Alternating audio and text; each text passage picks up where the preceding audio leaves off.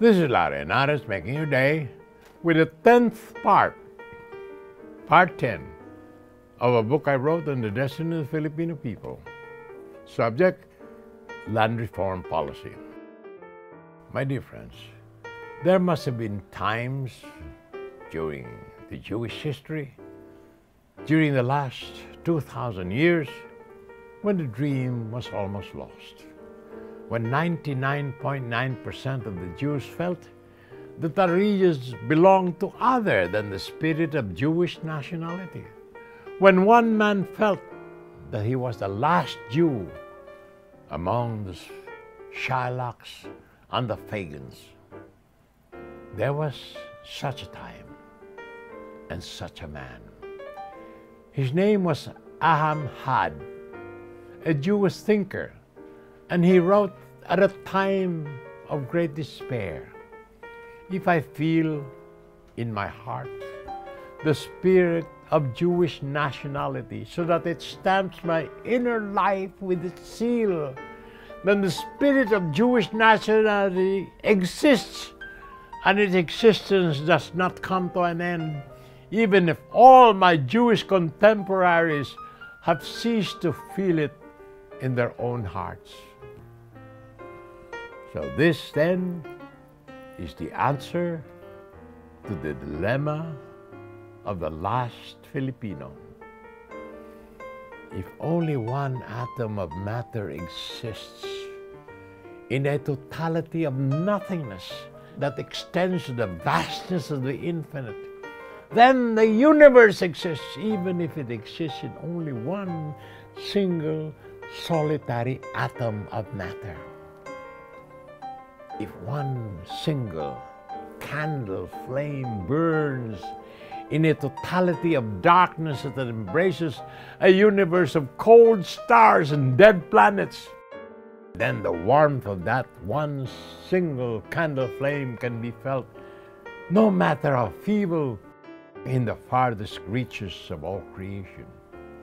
And I say to you who call yourself the last Filipino, that if the spirit of Filipino nationalism exists within you, even if it exists nowhere else in this benighted land, for as long as you live, the Filipino nation will never die.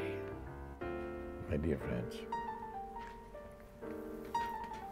hunting as a way of life can support only 2 human beings for every square mile of forest. There are few hunters and gatherers left on this earth. The Laplanders who still follow the migrations of reindeer because this is their own source of food. All the forests in the world can support only 20 million inhabitants, less than 1/4 that of the Philippines. Any excess population would die of starvation according to Malthusian theory. More about this after these messages.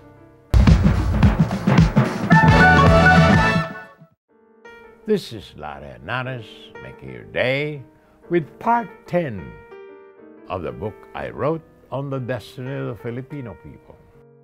Subject, land reform policy. Fortunately, my dear friends, the age of agriculture arrived on the banks of the Tigris and the Euphrates rivers, and of the Nile in Egypt, and with it the birth of civilization. Agriculture has managed to support most of today's 6 billion people, most of them undernourished. Scientists warn of a population explosion that will soon outstrip man's capacity to produce food. Fortunately, with the coming of industrialization, productivity has increased. More food may be grown in smaller areas, and more importantly, more food can be grown by fewer people. Also, industrialized societies tend to produce zero population growth. The supreme irony is that industrial nations never starve. Agricultural nations often do, like Bangladesh and Ethiopia.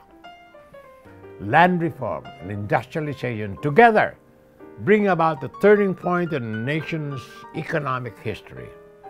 the point at which the subsistence agriculture is transformed to industry and farm mechanization, from hunting to agriculture to industry.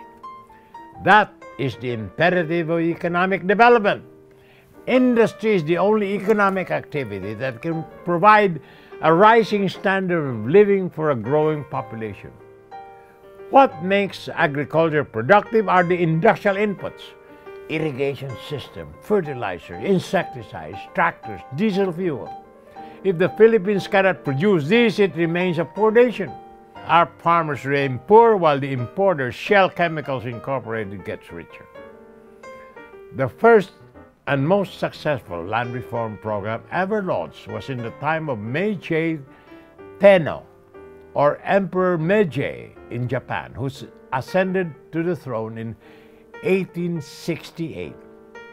The country then was in the ferment owing to the concessions to foreigners made by Shogun Ieyamuchi, who in 1854 concluded a treaty with Commodore Perry of the United States, by which Japan is forced to trade with the industrialized nations of the West. This treaty offended the nationalistic feudal lords, the daimyos, and on their initiative, the emperor suddenly abolished the shogunate, which ruled Japan in the name of the emperor.